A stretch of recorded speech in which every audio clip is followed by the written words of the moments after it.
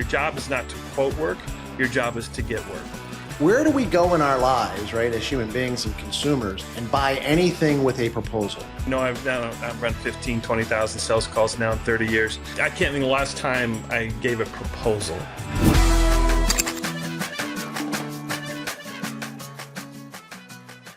Welcome to Cracking the Code, where we make HVAC success clear, simple, and stress-free. I'm your host and Contractor University General Manager, David Holt. In today's episode, we are honored to speak with Drew Cameron and Russ Horrocks of Flow Odyssey. These two guys are also founding faculty members of Contractor University. Hey, man, together, they're going to be leading a great workshop entitled Shoot to Thrill. Maximize sales performance with menu pricing at Epic 2026 on Thursday, February 12th, 2026, hosted at the Bellagio in beautiful Las Vegas, Nevada. So let's get cracking. Welcome to Cracking the Code, guys. We always look forward to your insightful training programs. What can Epic attendees expect to learn during your breakout session? Hey, David, good to see you. Good to be with you, and good to be with you always, Russ. So good to see y'all. Yeah. So shoot the thrill. I mean, I think at the end of the day, the answer is in the title, right? I mean, we want to thrill, our customers and potential customers, right? When we go out and visit with them, hopefully to a point to where they want to continue, they want to do business with us or continue to do business with us, right? And so Russ and I got together and said, hey, what can we do with what we know and what we do and our beliefs and our philosophies to kind of stand out and separate ourselves from everybody else that's out there. We're aware that there's other players in the space with what it is that we do, but we always like to separate ourselves, not differentiate ourselves, because if I'm differentiating myself, I'm comparing myself to something else. And I just want to separate myself and be this unique thing. And in the day and age of customer relationship management databases and proposal building tools that are out there, Russ and I kind of have basically stuck on the principles of old school, right? Or just primal instincts of menu pricing, to save time and have transparency, to build trust, to get the customer experience and get them thrilled, to buy from us. And so, what we're going to talk about here today is in essence that, right? Menu pricing versus proposal generating tools or CRMs or FSMs, field service management software, customer relationship management software, to get business, make your job easier, make your job enjoyable, make the customer experience more enjoyable. So, that's what we're going to talk about. Yeah, Drew, I think, we've been doing this a very long time. And when I train throughout the country, throughout North America, I find that one of the number one things that contractors are interested in learning about is how to properly build a price book. They just don't know. Many of them, think that proposals is selling. Fortunately, for me, I was very lucky, I think, to have someone early in my career teach me, your job is not to quote work, your job is to get work. And so I've never been a person that thought that my job is to go out and write proposals and drop them. We call it spraying and praying and quoting and hoping. I never really believed that was my job. It was to get work. And so a proposal is a uptick from chaos and nothing. It's definitely an improvement, but it's a very limited way of going to market. And so for me, I never been interested in proposals, never been interested in writing them, never been interested in producing them, never been interested in trying to make them better. I think a lot of the software that's out there is to try to make the proposal generating process easy for the contractor, but I think we're making the wrong thing easy. It's not what we want. Right. We're perpetuating a limited approach. It's kind of like in football. You get a bunch of kids that go to the parking lot and they play 7-on-7, and it's chaos and it's kids running around making a muck of it. That you have a team that starts to talk about patterns and strategy and a plan, and you run this route, we'll do this, it gets better. And then when you get to the highest level of football, what do? The quarterback looks at conditions. He audibles. He pays attention to what's happening in the, on the defensive side of the ball. And so when you have a price book that doesn't let you pay attention to the customer and what's going on that side of the wall, you're going to be very limited and just like everybody else. So in a world where people have access to information very easily, they still don't understand the information. And a proposal will not bring any clarity to the information, and it will not let you be unique and go into the market and trying to dominate and be a better, more compelling resource and solution. And one point there, Russ, as well, the other thing that you touched on, right, is where do we go in our lives, right, as human beings and consumers and buy anything with a proposal, off a proposal, right? We go out to a retail space, we can go online and explore everything that's available to us, right? And then contractors, home services really, and it could be landscaping, pools, whatever, windows, roofing, siding, gutters, HVAC, plumbing, electrical, whatever, right? But all these contractors, come to houses and, like Russ said, they put together proposals. Why? Well, because it extends from something way, way back where a contractor went to a house, was probably typically referred to somebody, had a conversation with a homeowner, and then wrote up what the customer said that they wanted after they agreed to a price. It was more of a verbal confirmation of something. And it has evolved into a sales tool, and it never should have been, right? However, many times a day or a week, as consumers, we'll go out and we'll see everything that's available to us, and we're free to explore everything that's available to us online or in a retail shop or even on a car lot. Okay. Or more instinctively in a restaurant, right? When the check shows up at the end of the meal, you're not surprised by it because it's a function of how hungry are you and what do you feel like eating. You pick the place to show up anyway already, right? The server doesn't say, well, what were you thinking about having this evening? You say, I was thinking about having beef. And she doesn't go to say, I'll go to the kitchen and I'll put together 3 options for you on 3 different meat options with accoutrements and salads and appetizers and desserts, and I'll be right back. No, she gives you the entire menu and you're free to explore it. She or he is there to guide you, right? On any questions you may have in regards to the menu and curate a great meal and great experience for you, right? So it's a very primal thing. And I think, and Russ and I have experienced this, going back to that in-home services and sticking with the menu pricing. And it's not even the mechanics of building price. That's what we're going to talk about at Epic. That's something for another day and another class, right? But we're going to talk about how do you build a price book and how do you share a price book in order to share information about your people, processes, and experiences. It's interesting, and I 100% agree with what you guys were saying. And when you think about, a proposal, a piece of paper, and consumers are they're kind of conditioned to shop, right? They're used to that. And I know from talking to our local utility company here in Georgia, I asked them, what do you do when a person provides a high bill complaint to you guys? They say, well, we give them this list of contractors and we say, get 3 prices, right? And so they're encouraging quote comparisons, in essence, proposal comparisons, instead of really collaborating with the homeowner and figuring out what's going on. So I love the idea that having this menu of options that they can see all their options can actually, in essence, eliminate competition, right? Yeah, there's nothing in psychology that supports a proposal-driven experience. It's about building. So there's a lot of psychology that comes with a proper price book. We have connection, we have alignment, we have understanding, we have trust, we have safety. You don't get those things when you're just dropping proposals. I do have to say this, though. I'm really impressed with Drew using the word accoutrements. That's a word I don't think I've ever used. So I'm really impressed by that. So yeah, so that's, I if you know me, you've been to my classes, I've run 15, 20,000 sales calls now in 30 years. And I can't think of the last time I gave a proposal. And there's nothing on a proposal that's going to set you apart. It's a list of stuff. And it's not what the stuff is, it's what the stuff does that makes the real product. And so you're reinforcing and having the customer look the wrong direction. And this is a point, Drew and I were talking last night, that I find, even though people have such incredible access to information, they still don't understand it.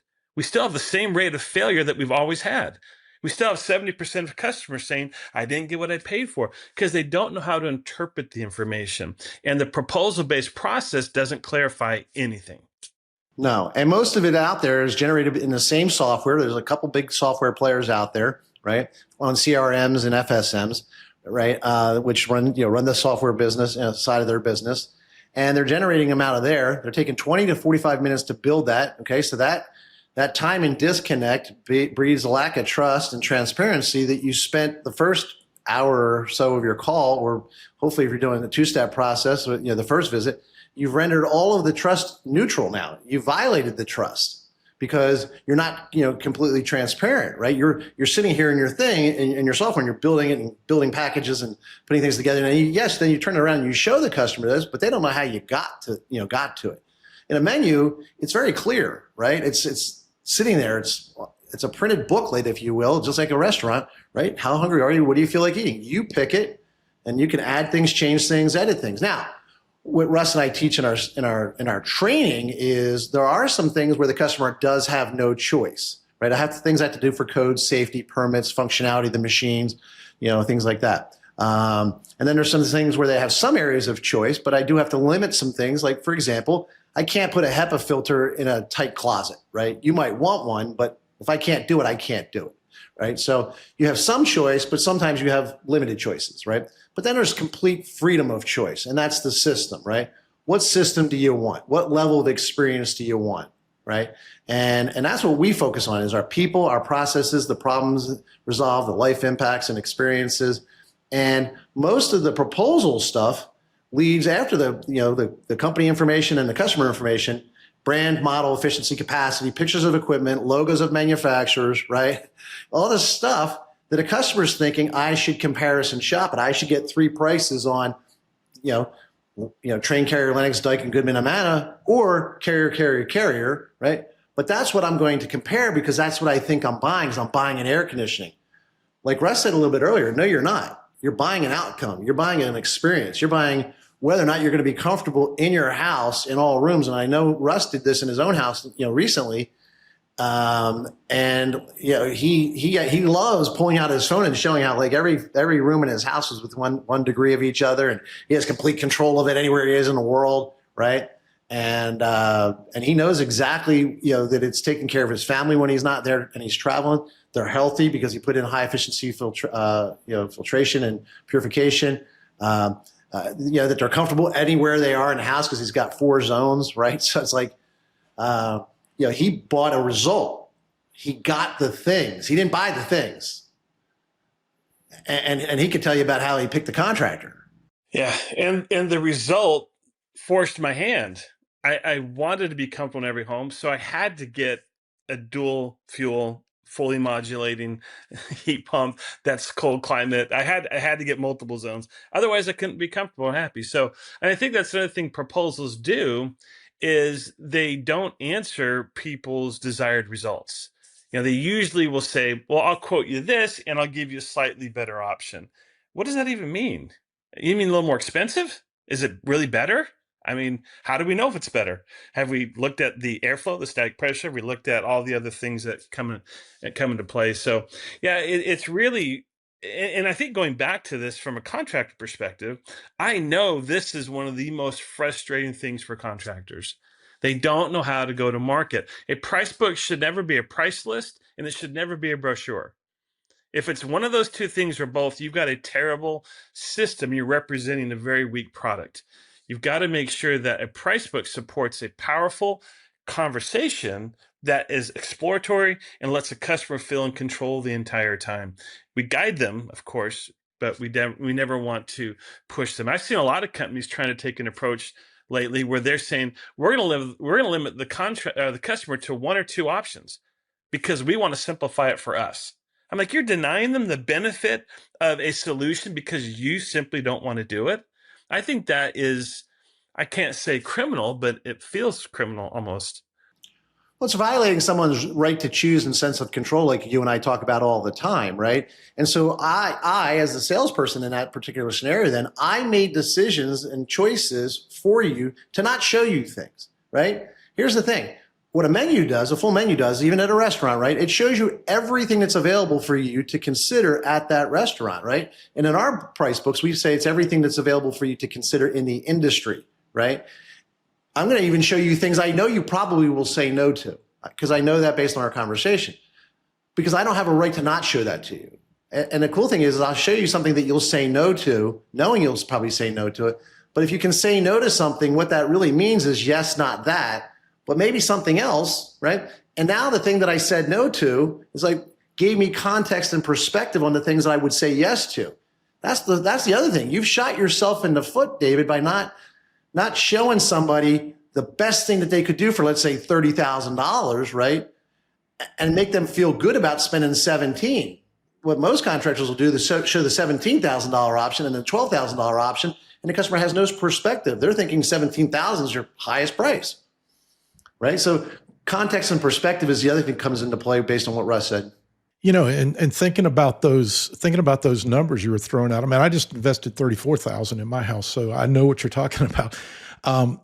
One of the things that's interesting to me, and I know that this is another challenge a lot of contractors have in our industry, and I know you guys are going to jump on this in a big way at Epic, is how do you effectively lead the discussion when it comes down to it with affordable monthly payments rather than the total job price? Yeah. There's two things that Drew and I always talk about that people can be discouraged by or have opposition to, and that is a sense of value or a sense of affordability. If you can make something valuable but not affordable, it's not worth, they can't consider it. If you make it affordable but not valuable, they won't consider it. So you have to make sure you hit both. And for me, I've always assumed everyone's going to take advantage of a flexible payment plan because I found that was the path with the least amount of risk. If I ever assumed or believed someone's going to pay cash for it because they told me, and I got to the end and they realized that the pricing was out of reach for them because their buddy told them it was $5,000 and they had $5,001 in the bank, rather than be embarrassed, they would tell me, "Thank you for your time. You've been great. Can you send me something? We'll think about it." So I got fired a lot early in my career because I didn't realize I was the problem. And so pretty quickly, and we're going back in the 90s now, I realized that if I assume everyone's taking advantage of a flexible payment plan, no one will ever be embarrassed to say, "I'd like to use one of those programs." I've been into homes where they're clearly multi millionaires. I mean, we're talking 8-digit type net worth. And I still say to them, "Hey, just so you know, this often comes as a surprise to people. We have some great programs to make it affordable for you." And I love to see the look on their face of shock. Like, what? But I realize it's creating habits of behavior. I don't want to guess or assume who wants to or who chooses to use those programs. So I never want it to be an issue and limit my probability of success. So yeah, I have always led with flexible payment plans. If they say we're going to pay cash, no problem. I don't care how you pay for it. My job is to create an environment where you know that it can be affordable should you want a certain solution or pathway that you want to take. Yeah, you can certainly pay cash for it if you want. No, most people don't nowadays, right? We live in a subscription-based society, so we can talk about that, right? And we can talk about, hey, you don't make all your money at once. Most people don't want to spend it all at once, on something like this, especially since it's tied to your home. You finance the first one when you bought the house. Most people finance the second one, or third one, whatever it is, right? And let the, again, and if you're into investing and such, spend the money on something that pays for itself, right? This thing's going to pay for itself over time. Unlike a bathroom or a kitchen, or a pool or a deck or something like that. Yeah, it may increase the value of your house, but that's not why you do a pool, a deck, or a kitchen remodel, right? You're not looking to sell the house, right? So, pay cash for those things, right? But this thing's going to pay for itself in reduced or eliminated energy, and repair costs. My personal experience, again, just this summer, I replaced my 2 split heat pump systems and ripped everything out except the boots in the ceiling. So I've got an attic install in my house here in Georgia. Ripped everything out, redesigned it with a 3-zone system, put in an inverter type system, variable speed heat pump, popped in 3 zones, and my utility bills I've basically got this summer power bills compared to last year's, and I've reduced power consumption by over 50% each month in June, July, and August in Georgia. And it's been hot. We've had over 100-degree days here. And it's been fantastic. The house is more comfortable. Oh, and I went from 5 tons to 3 tons, by the way, because we actually did a load calculation. What a concept. It's just amazing what kind of real benefits we can offer when we open the entire playbook, right? I mean, that's really what this is all about. Well, and that's the thing. That's the beautiful thing about the payment plans, right? It's, I don't like to use the term financing. There's payment plans, payment options, whatever you want to call it, right? Subscription, if you want to do it that way, right? And the same price, cash or credit, right? We don't penalize people who want to take advantage or need to take advantage of a payment plan, right? Everything's about a cash discount. Why? Again, another bad behavior that's been perpetrated for time for no reason. So same price, cash or credit. We don't penalize people. And so, and if a customer says, calls me out on the fees that they know that they think that we pay as a company, I say, oh, well, we partner with our manufacturer and we're part of a network of contractors where basically we absorb that as a cost of doing business. Right. And so we don't pass that along to you, just like I don't pass along to you my higher electric bill in the month of July at my business, right? Because I'm running my air conditioner. It's just a cost of doing business. Well, and I think a lot of people don't realize that the solutions that they want, the outcome they're looking for, it's quite often, probably 95% of the time, if not more expensive than they thought. People just have no point of reference. I didn't do this. The first time I replaced my system in my home was at the age of 49. I mean, and I'm in the industry now. I've done in another home since then, so I made up for it. In the last 5 years, I've done it twice. But people have no experience, so they draw from two things: past experience, which is all appliance based, completely different animal, or they try to use common sense, which completely sends them down the wrong path. And then what you have is weak contractors prey on that. And that's why they use words like SEER rating. You can't offer someone a SEER rating. It's a series designation. And so they prey on the customer, and that's why the price books highlight the equipment, because they have nothing else to offer. And that's why so many customers are upset with their choices and the actual outcomes. So if you want to truly be unique, you want to truly be dominant in your market, you've got to get your pricing game at the highest level. We have to be the Tom Brady, excuse me if you have fans out there that hate him. You can't deny what he accomplished. You have to be able to be at the highest level and have the tools to support that. And proposal-based pricing just won't support that level of performance. Man, I'm just sitting here, my head's spinning. I did a lot of contracting myself and have gone through a lot of the same experiences, and everything you guys said is dead on. And I know this breakout session is sure to help all Epic attendees come away with some really, really cool ideas for how to use just traditional menu pricing to close more sales. So Drew and Russ, man, thanks for your support as we continue to work together to help contracting be better tomorrow than it is today.